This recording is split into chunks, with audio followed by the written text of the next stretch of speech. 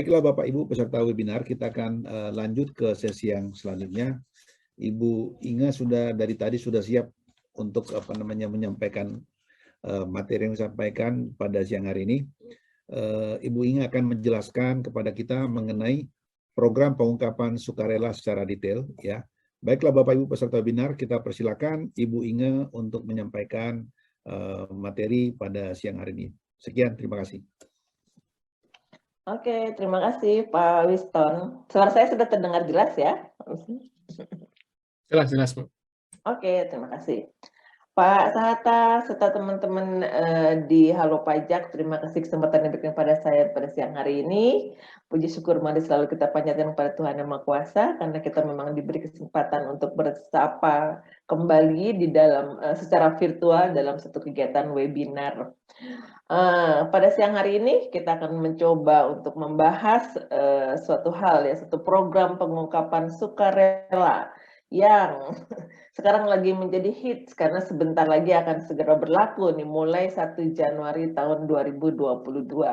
Tadi Pak Justinus sudah menjelaskan bagaimana undang-undang HPP secara keseluruhan, kemudian sekilas mengenai PPS juga, dan nanti kita akan coba lebih elaborasi lagi karena saya lihat pertanyaan memang sudah berdatangan, tapi mungkin karena belum mendengarkan apa yang atau belum mendengar penjelasan dan lengkap mengenai PPS, sehingga Bapak Ibu semangat nih ya, langsung menyampaikan pertanyaannya. Semoga beberapa pertanyaan nanti akan terjawab dengan penjelasan yang akan saya sampaikan dalam bahan paparan saya. Saya izin untuk ini share screen sebentar.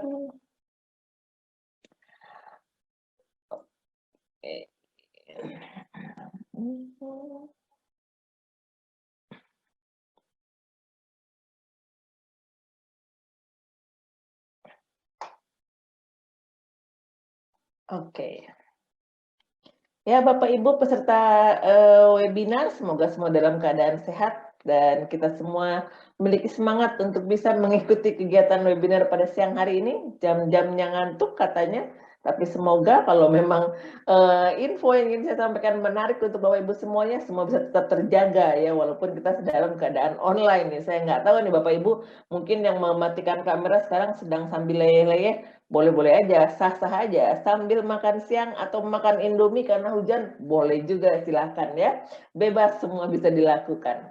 Baik, segera saya mulai dengan sedikit penjelasan bahwa program pengungkapan sukarela adalah memberi kesempatan kepada wajib pajak untuk melaporkan atau mengungkapkan kewajiban perpajakan yang belum dipenuhi secara sukarela. Nah, nanti melalui pembayaran PPh berdasarkan pengungkapan harta. Jadi yang kita bicarakan adalah pengungkapan harta.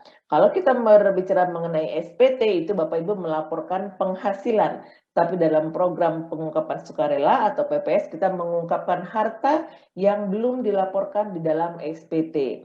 Tujuannya tentu saja untuk meningkatkan kepatuhan, dan ini secara sukarela ya, karena ini bukan paksaan. Bapak Ibu boleh ikut, boleh tidak. Nah, ini kita dicoba untuk dilakukan berdasarkan kesederhanaan, kepastian hukum, serta kemanfaatan. Masanya kapan? Mulai 1 Januari 2022. Jadi tinggal beberapa hari lagi, silakan siap-siap kalau memang Bapak Ibu sudah punya keinginan untuk mengikuti program ini. Nah, mengenai latar belakangnya, tadi sedikit sampaikan Pak Justinus sudah ya, bahwa memang ada peserta TA barangkali yang belum melaporkan seluruh hartanya di dalam surat pernyataan harta, sehingga kalau misalnya nanti ditemukan oleh DJP, dia akan terkena sanksi 200% ditambah juga dengan pengenaan PPh finalnya itu tersendiri. Kalau untuk badan dari 25%, kemudian OP 30%, dan untuk WP tertentu 12,5% ditambah dengan sanksi 200%. Mungkin masih ada yang deg-degan nih, dulu TA-nya masih sedikit dulu, siapa tahu nggak ketahuan gitu kan. Nah, sekarang karena kita sudah lebih banyak di perolehan Direktorat Jenderal Pajak, mungkin ada mulai deg-degan lagi nih katanya, waduh nanti saya kena sanksi nggak ya 200% gitu loh. Ada, itu sanksi 200%, belum lagi tarif PPh finalnya itu tersendiri. Nah, kalau itu berarti peserta TA, berarti mereka sudah mengikutinya untuk harta yang diperoleh mulai dari 2015 ke belakang.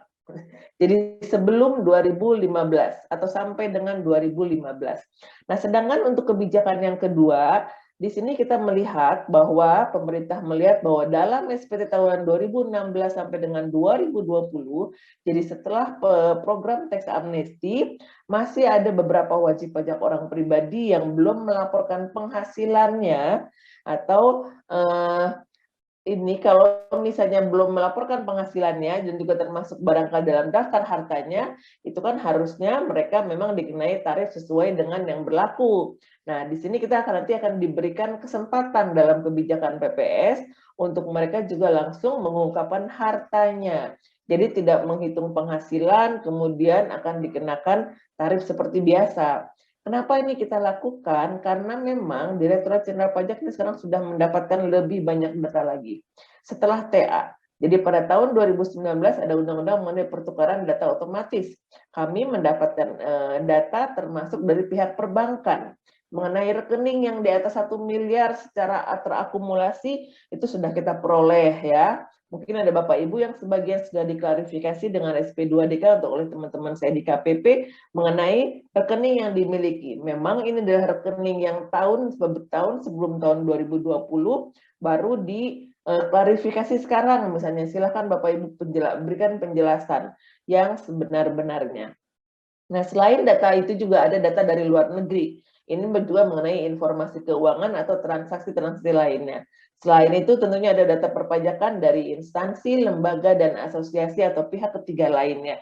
Mulai data mobil, data tanah, data apalagi ya, pemegang saham, dan banyak lagi yang lain-lainnya.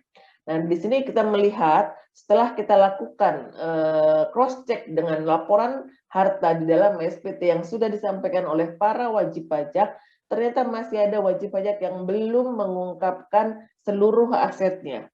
Jadi di data misalnya kita mengetahui dia punya rumah, punya tanah, tapi di SPT-nya ternyata tidak melaporkan kepemilikan tanah dan rumah. Nah, ini masih banyak yang terjadi. Nah, untuk yang seperti ini, khusus wajib pajak orang pribadi saja diberi kesempatan untuk mengikuti Voluntary Disclosure Program atau PPS. Maaf. Nah, kalau kita melihat sebentar ke tax amnesty yang sudah dilaksanakan pada tahun 2016-2017, kita melihat bahwa sebetulnya untuk peserta TA secara tingkat kepatuhan itu mereka sudah banyak meningkat. Jadi kalau kita bandingkan nih antara peserta TA dengan yang peserta TA yang secara TA-nya kemudian dengan data nasional, kita bisa melihat bahwa setelah TA itu ternyata para peserta TA ini kepatuhannya meningkat menjadi sampai dengan dari 70 sampai 79 dan 87% ya, itu menjadi sekitar 90%-an.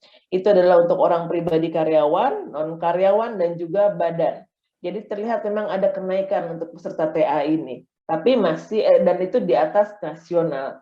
Begitu juga dengan pembayaran pajak untuk orang pribadi nih. Kalau kita melihat orang pribadi mengikuti TA pada tahun 2016 itu kan masih sedikit ya TA-nya periode pertama 2007 ke 2017 dia kenaikannya sangat tinggi gitu loh. Dan ini ternyata terus meningkat sampai dengan tahun 2019. Artinya apa? Setelah TA banyak sekali wajib pajak yang terus menjadi patuh. Namun setelah kita teliti ternyata masih juga ada gitu yang belum seluruhnya mengungkapkan hartanya sehingga diberi kesempatan bagi mereka itu semua.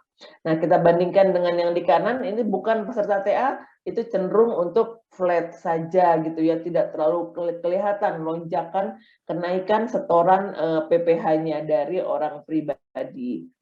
Nah, kemudian Bapak Ibu semuanya, tadi ada dari data saldo keuangan, informasi atau pertukaran informasi keuangan, ini ternyata ada saldo rekening yang diperoleh oleh Direktorat Jenderal Pajak disampaikan oleh para otoritas keuangan itu sampai mencapai ada sekitar 6.200 triliun ya. Ini termasuk dari luar negeri dan juga dari domestik. Nah, dari data itu ternyata setelah mulai diklarifikasi yang 5.600 triliun sudah dilaporkan nih, ada yang melalui TA dan ada juga dengan yang lainnya ya, dengan SPT yang biasa. Itu ada 795.000 wajib pajak yang sudah terklarifikasi memang mereka melaporkan apa yang kita peroleh dari pertukaran informasi. Tapi masih ada yang belum nih, sebanyak 131 wajib pajak. Artinya apa? DJP tahu bahwa wajib pajak ini memiliki rekening, memiliki entah itu rekening di luar negeri atau rekening dalam negeri yang belum dilaporkan, tapi belum ada di dalam daftar harta di SPT-nya. Nah, kemudian juga di sebelah kanan juga sama, ini penghasilan lainnya, dari dividen, bunga, penjualan, atau penghasilan lainnya, itu juga sama. Kita memperoleh data sampai dengan 683 triliun. Dan dari sini ternyata hanya terklarifikasi sebesar 7 triliun saja, yaitu untuk 6.000, sekitar 6.000 wajib pajak. Masih ada 50.000 wajib pajak yang belum terklarifikasi di dalam SPT-nya. Sehingga kita berharap dari yang 50.000 sampai dengan 131.000 wajib pajak ini nanti akan melakukan program pengungkapan sukarela. Dan tentu mungkin masih ada juga data-data yang memang belum diperoleh DJP, tapi Bapak Ibu sebetulnya memilikinya gitu. Nah, itu mungkin juga bisa dijadikan target untuk mengikuti program pengungkapan sukarela ini. Nah, kebijakan 1 dan 2 untuk lebih ini membedakannya adalah bahwa kita lihat kalau untuk kebijakan pertama untuk OP dan badan. Jadi ada wajib pajak OP dan badan yang sudah mengikuti tax amnesty. Mohon maaf. Sedangkan untuk yang kebijakan 2 itu adalah hanya untuk wajib pajak orang pribadi saja. Ada yang bertanya nih, kenapa sih yang badan nggak boleh gitu? Nah, ternyata kecenderungannya kalau kita lihat dari perbandingan setelah TA dan sebelum TA tadi,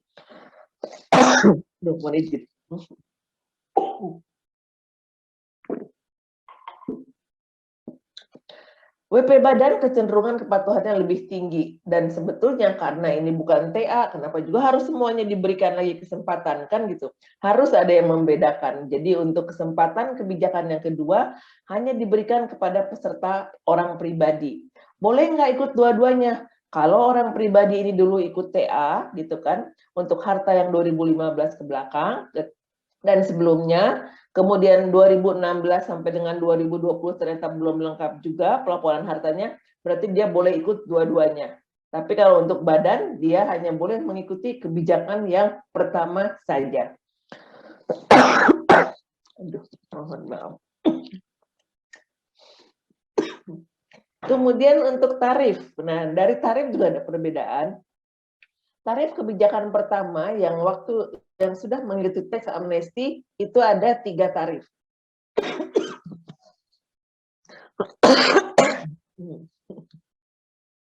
Jadi untuk harta yang berada di luar negeri tapi ingin dideklarasikan di dalam laporan di dalam program PPS, maka dia akan dikenakan tarif PPh final sebesar 11%. Sedangkan apabila harta di luar negeri tadi akan direpatriasi, dibawa ke Indonesia, maka dia akan dikenakan tarif lebih rendah, yaitu 8%. Nah, juga untuk harta di dalam negeri yang memang belum diungkapkan, itu juga akan dikenakan tarif sebesar 8%. Nah, apabila Bapak Ibu memang ingin membantu investasi di dalam negeri, aduh, mohon maaf ya.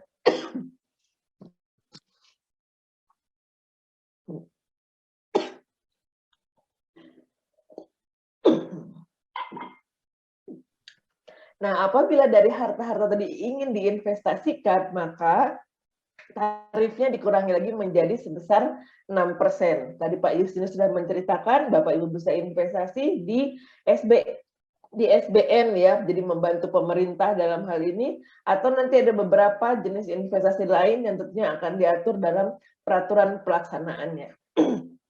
Nah, sedangkan untuk kebijakan kedua, yaitu untuk mereka yang memiliki harta yang belum diungkapkan pada tahun 2016 sampai dengan tahun 2020, tarifnya agak berbeda, memang lebih tinggi gitu. Nah, ini memang karena bukan TA ya, kita kembali, tarif memang jauh berbeda dengan tax amnesty. Tapi ini juga merupakan satu program sukarela di mana diberikan kebebasan kepada wajib pajak apakah akan ikut atau tidak. Nah, untuk harta di luar negeri, apabila hanya ingin mendeklarasikannya saja, maka tarifnya adalah sebesar 18%. Sedangkan apabila direpatriasi menjadi 14%. termasuk juga untuk harta dalam negeri yang belum diungkapkan, itu menjadi 14%. Nah, apabila akan diinvestasikan, itu menjadi tarifnya 12%. Memang tinggi ya Bapak Ibu, makanya dikatakan ini bukan berbeda dengan tax amnesty ya. Nah, kemudian manfaatnya apa? Nah, untuk yang kebijakan yang kedua dulu. Kalau yang pertama tentunya tidak dikenai pasal 18 ayat 3 yang tadi 200% itu tadi. Jadi untuk sementara Undang-Undang Nomor 11 tahun 2016 tentang pengampunan pajak pasal 18 ayat 3 di-freeze oleh PPS ini gitu loh. Jadi pasal 18 ayat 3 tidak berlaku hanya selama 6 bulan saja. Perlindungan data sama untuk kebijakan pertama dan kedua bahwa ini tidak akan dijadikan untuk dasar penyidikan atau penyelidikan dan penuntutan pidana. Nah, untuk yang kebijakan kedua, bahwa itu tidak akan diterbitkan ketetapan untuk kewajiban 2016 sampai dengan 2020, kecuali memang ditemukan harta yang kurang diungkap. Nanti DJP akan menemukannya misalnya pada kesempatan yang lain ya. Nah, yang tidak diterbitkan ketetapan itu apa saja? Dari PPHOP, kemudian PPH Potputnya, kemudian juga PPR. Kecuali apabila Bapak Ibu sudah melakukan pemotongan atau pemungutan tapi tidak disetorkan. Nah, ini tetap akan diminta oleh negara kalau memang ini menjadi hak negara ya. Nah, ini tadi sudah disampaikan ini konsekuensi kalau tadi yang TA tidak ikut hartanya ditemukan lagi oleh DJP, kenakan sanksi 200%, kemudian juga ada tarifnya ya, tarifnya itu untuk badan 20%, 30%, dan WP itu 12,5%. Nah, sedangkan ini konsekuensi untuk yang kebijakan pertama. Kalau untuk yang kebijakan kedua, ini apabila nanti DJP yang menemukan hartanya setelah program ini selesai, dia akan dikenakan tarif PPh final dengan tarif 30%, ya. Ini adalah sesuai dengan Undang-Undang HPP di pasal 11 ayat 2. Nah, untuk sanksinya itu sesuai dengan Undang-Undang KUP. Jadi hanya dikenai sanksi bunga per bulan ditambah dengan afli faktornya sebesar 15%. Jadi bukan 200% sebagaimana halnya pada tax amnesty. Sekedar contoh, tapi rasanya ini terlalu mudah, saya yakin Bapak Ibu akan sangat mengerti, nanti bisa dilihat sendiri ya, kita lihat kasusnya saja nanti seperti apa. Nah, ini untuk kelengkapan, tentunya harus nanti akan ada namanya surat pemberitahuan pengungkapan harta. Nanti harus dilampir dengan bukti pembayaran PPh finalnya, ada rincian harta bersihnya, ada daftar utangnya, ada pernyataan repatriasinya, kalau memang dia akan direpatriasi, atau pernyataan investasi kalau memang ingin diinvestasikan sehingga mendapat tarif lebih rendah. Tadi ada yang bilang bayarnya boleh nyicil nggak ya katanya. Nah, ini nanti karena ini berbicara mengenai apa namanya pembuatan billingnya barangkali nanti yang akan tidak terintegrasi dengan sistem yang karena memang untuk PPS ini dilakukan secara online. Nanti di akhir paparan akan saya jelaskan sedikit mengenai sistem atau aplikasi yang akan dipergunakan ya Bapak Ibu. Nah, sedangkan untuk yang kebijakan 2, apabila tadi sedang ada restitusi atau upaya hukum lainnya, maka harus mencabut permohonan tersebut. Nah, nanti tentunya permohonan tersebut dicabut kalau memang belum diterbitkan surat keputusan ya, atau dalam hal banding berarti dia belum ada putusannya. Seperti itu Bapak Ibu semuanya. Mengenai tarifnya tentu dikalikan dengan DPP-nya adalah nilai harta bersih. Kalau kita melihat di Undang-Undang TA, maka harta bersih itu adalah harta dikurangi dengan utang, ya, utang sesuai dengan Undang-Undang TA. Dan ini hanya untuk harta yang diperoleh dari tahun 85 sampai dengan tahun 2015. Nah, ini mengenai tarif, tadi mungkin ini saya lewatkan saja supaya kita bisa lebih diskusi lebih banyak, sama dengan yang tadi sudah saya jelaskan ya, 6%, 8%, kemudian 11% ya, untuk yang deklarasi di luar negeri. Nah, kemudian untuk pedoman nilai hartanya, kalau untuk kas dan setara kas itu adalah nilai nominal dari kas atau setara kas tersebut. Kemudian kalau untuk tanah bangunan adalah NJOP dan NJKB tentunya untuk tahun yang 2015 belakang yang kita pegang adalah NJOP, NJKB tahun 2015. Kalau emas berarti nilai publikasi oleh Antam, kalau saham tentunya oleh BEJ. Nah, untuk penilai harga efek Indonesia untuk adalah SBN atau efek yang bersifat hutang. Nah, apabila memang tidak ada nilai pedoman, Bapak Ibu boleh menggunakan penilaian dari kantor jasa penilai publik ya. Nah, kemudian untuk yang kedua, program kebijakan yang kedua, dia tidak sedang diperiksa atau dibukper untuk tahun 2016, 17, 18, 19, 20. Tadi dijelaskan Pak Justinus, selesaikan dulu pemeriksaannya baru boleh mengikuti PPS, kan seperti itu ya. Jadi kalau Bapak Ibu sedang diperiksa, tentunya nanti sistem akan otomatis menolak. Mereka akan mengecek, begitu Bapak masukkan SPT, NPWP, kemudian dilihat ternyata Bapak sedang diperiksa, maka Bapak dikatakan tidak memenuhi syarat untuk mengikuti PPS ini. Jadi silakan diselesaikan dulu. Nah, pemeriksaan ini batasnya adalah sampai dengan surat pemberitahuan kepada wajib pajak. Jadi kalau sudah menerima SPHP, itu berarti Bapak Ibu masih dalam keadaan atau masih dalam keadaan diperiksa ya gitu. Jadi tidak bisa mengikuti PPS, program PPS ini. Nah, kemudian tentunya tidak sedang melakukan penyidikan atau dalam proses peradilan. Ini merupakan syarat untuk yang kebijakan yang kedua. Syarat umumnya apa? Ber-NPWP tentunya. Tadi ada yang tanya, kalau belum ber-NPWP, silakan ber-NPWP dulu gitu kan. Boleh membuat NPWP sekarang, tapi juga harus nanti menyampaikan SPT tahunan tahun 2020.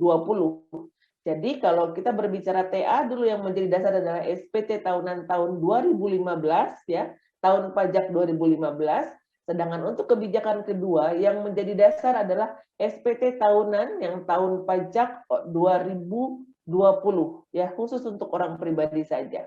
Jadi syarat umumnya ber-NPWP, membayar PPh final dan menyampaikan SPT tahunan PPHOP tahun 2020. Baru ber-NPWP hari ini nggak masalah, tapi langsung masukkan SPT tahun 2020. Kemudian yang harus diingat adalah untuk SPT tahun 2020 yang akan dilakukan atau dilaporkan saat ini, misalnya itu hanya mencakup, kalau belum dilaporkan Bapak Ibu boleh lapor sekarang, bukan pembetulan ya, ini pelaporan pertama, itu dengan hanya mencakup penghasilan tahun 2020 dan harta atau utang yang diperoleh pada tahun 2020 saja. Jangan otak-atik apa yang terjadi di tahun sebelumnya. Jadi kalau Bapak Ibu bilang misalnya di dalam SPT tahun 2020 yang belum pernah menyampaikan nih ya, saya punya penghasilan 100 juta. Oke, laporkan 100 juta, sudah dipotong berapa, punya hartanya apa? Kalau 100 juta, kira-kira kalau setelah dipotong segala macam, kira-kira punya harta apa ya? Misalnya handphone, ada handphone mahal nih Bapak Ibu gitu. Ada handphone seharga 23 juta. Oke, ya udah itu yang tadi tahun 2020 saja. Jangan ditambahkan nanti ada harta rumah, ada harta mobil yang sudah diperoleh dari sebelum-sebelum tahun 2020. Jadi intinya seperti itu ya. Karena apa? Nah, itu untuk penyampaian SPT pertama. Sedangkan apabila Bapak Ibu menyampaikan SPT pembetulan, kemudian Bapak Ibu ikut TPS, maka SPT pembetulan tadi dianggap tidak dilaporkan. Jadi kita tidak menganggap pembetulan SPT yang dilaporkan setelah Undang-Undang HPP, apabila Bapak Ibu mengikuti PPS, itu dianggap tidak dibetulkan SPT-nya. Kita akan tetap memegang kepada SPT yang tahun 2020 yang normal atau yang pertama ya Bapak Ibu. Nah, kemudian berikutnya ini mengenai program kedua, tarifnya juga dikalikan nilai harta bersih. Hanya nilai harta bersihnya ini tidak seperti Undang-Undang TA, nilai utangnya tidak dibatasi. Jadi berapa jumlah hartanya dan berapa jumlah pokok utangnya. Dan jumlah harta ini, nilai harta ini adalah nilai harga perolehan ya. Jadi kita melihat nilai harga perolehannya. Dulu waktu TA boleh dikatakan agak bebas nih Bapak Ibu menetapkan harga ya, tapi kalau untuk NJOP, untuk tanah bangunan disesuaikan dengan ada dalam NJOP atau NJKB. Untuk harta lain dulu agak loss sebetulnya, agak bebas untuk bagaimana pembuktian berapa nilai harta tersebut ya. Di sini untuk yang tahun 2016 dan tahun sampai dengan 2020 diharapkan Bapak Ibu menggunakan harga perolehan. Ini mengenai tarif tadi sama ya, hanya berbeda ininya aja, tarifnya dari 12% 14% dan 18%. Nah, ini yang tadi saya berkatakan, nilai nominal untuk kas dan setara kas, hartanya, pedoman nilai hartanya adalah nilai nominal. Sedangkan untuk selain kas dan setara kas adalah harga perolehan. Jadi kalau baru beli rumah tahun 2017 misalnya, walaupun NJOP-nya misalnya 1 miliar, tapi di akte jual belinya 1,5 miliar, Bapak dan Ibu harus menggunakan nilai 1,5 miliar, yaitu sesuai dengan harga perolehan. Nah, dokumen pendukungnya nanti harus dicantumkan nomornya saja, tidak perlu diupload ya Bapak Ibu, sama halnya seperti dulu, tapi di sini harus dicantumkan di dalam nanti surat pemberitahuan pengungkapan hartanya. Nah, Bapak Ibu sama dengan TA nanti akan memperoleh surat keterangan. Nah, surat keterangan ini nanti Bapak Ibu bisa disesuaikan pada saat Bapak Ibu menyampaikan SPT tahunan 2022 gitu ya. Kalau mereka yang menyampaikan atau mendapatkan SKT-nya di tahun 2000 sebelum menyampaikan SPT tahun 2021 itu boleh saja sebetulnya, tapi karena kita melihat bahwa sebetulnya penyampaian SPT untuk orang pribadi sampai dengan Maret, maka untuk SKT ini bisa juga nanti dilaporkan dalam SPT tahunan 2022 ya, apabila Bapak Ibu sudah menyampaikan SPT tahun 2021 sebelum melakukan program PPS ini. Nah, ini mengenai sedikit ini aja untuk jangka waktu pengalihan harta bersih ke dalam wilayah NKRI. Jadi kalau untuk merepatriasi harta, Bapak Ibu diberikan waktu sampai dengan 30 September 2022. Ini sama, jadi sepanjang Januari sampai Juli, walaupun diungkapkan bulan Januari, Bapak Ibu punya waktu untuk pengalihan hartanya ke dalam wilayah NKRI atau merepatriasinya sampai dengan tanggal 30 September 2022. Nah, sedangkan untuk investasi itu diberikan waktu paling lambat untuk wajib investasi tanggal 30 September tahun 2023. Jadi Bapak Ibu boleh memikirkan terlebih dahulu mana investasi yang paling baik, mana yang menurut Bapak Ibu paling bisa aman untuk dilakukan sampai dengan 30 September 2023, dan itu harus dilakukan paling singkat 5 tahun. Sekali lagi nanti akan ada peraturan pelaksanaan mengenai jenis-jenis investasi dan juga bagaimana cara melakukan investasi tersebut ya Bapak Ibu sekalian. Ini ada sanksi apabila Bapak Ibu gagal untuk repatriasi dan gagal untuk investasi.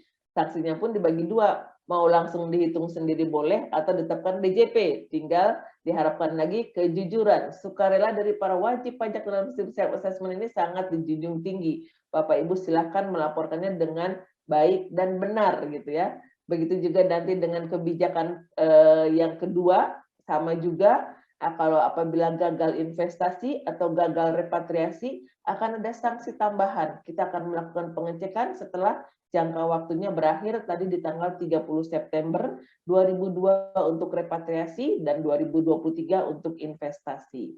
Nah, sedikit mengenai prototipe aplikasi sebelum saya akhiri paparan, Bapak Ibu, nanti akan ada di dalam DJP online. Kalau Bapak Ibu sudah melakukan kegiatan e-filing melalui DJP online, tentunya sudah memiliki akses untuk login, nanti akan ada aplikasi khusus untuk PPS ya. Nah, nanti kira-kira prototipe seperti ini, akan ada arsip SPPH, surat pemberitahuan pengungkapan harta, apabila mau dicabut itu boleh, nanti Bapak Ibu ada pembuatan laporan juga, ada draftnya, ada bantuan, ada unduh, adopt. Karena apa Bapak Ibu? Nanti aplikasi ini bekerja seperti halnya menyampaikan SPT melalui e-form. Jadi pada saat Bapak Ibu login, Bapak Ibu nanti akan diberikan dulu setelah masuk NPWP memilih kebijakan yang mana. Misalnya kebijakan 1, nanti akan dilakukan pengecekan Bapak Ibu memenuhi syarat atau tidak. Setelah memenuhi syarat, nanti tentunya akan dikirim permintaannya.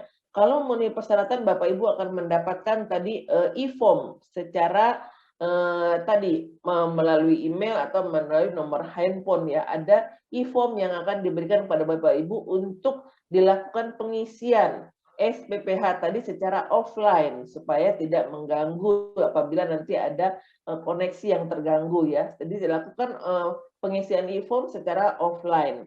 Nah, nanti berikutnya, ini ada kolom bantuan kalau memang diperlukan, kemudian data SPPH atau surat pemberitahuan pengungkapan harta, nanti di dalamnya kira-kira ada seperti ini Bapak Ibu ya. Ada data harta bersih yang diungkapkan, nilai hartanya berapa, nilai utangnya berapa, total harta bersihnya seperti apa gitu. Dan nanti sampai akhirnya penghitungan PPh finalnya ada di dalam aplikasi. Nah, PPh final yang terutang nanti berapa, nanti juga diberitahukan di sini. Kalau memang masih ada yang harus dibayar, Bapak Ibu nanti juga akan, mohon maaf, ada kita langsung ke, itu contoh ininya aja, ada pembuatan billingnya. Nah, di sini, begitu terlihat nanti berapa pajak yang masih harus dibayar, maka Bapak Ibu otomatis akan mendapatkan kode billing untuk disampaikan kepada bank dan dilakukan pembayaran. Makanya tadi waktu dikatakan boleh nggak bayarnya nyicil, saya sarankan kalau bayarnya nyicil mungkin sebagian-sebagian dulu ya Bapak Ibu di ininya dimasukkan pengungkapan sukarelanya.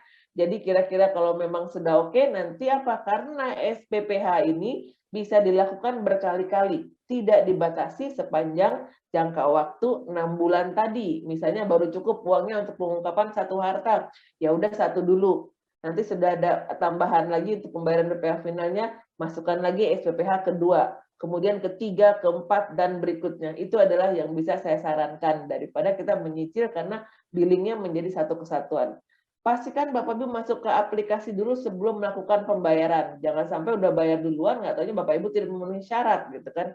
Sayang, nanti akan repot lagi bagaimana mengambil atau mengembalikan uang tersebut karena butuh proses dari Direktorat Jenderal Pajak ya.